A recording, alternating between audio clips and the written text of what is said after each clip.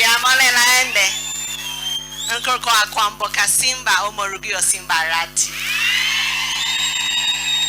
Biamono. Now allow me to request Mheshimiwa Yororo to translate for me.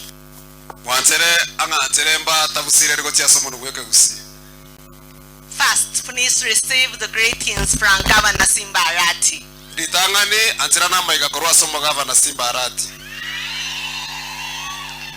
We were actually on the way to Nairobi. I saw so many tents here. I called the governor. I told him I'm not going with you to Nairobi now.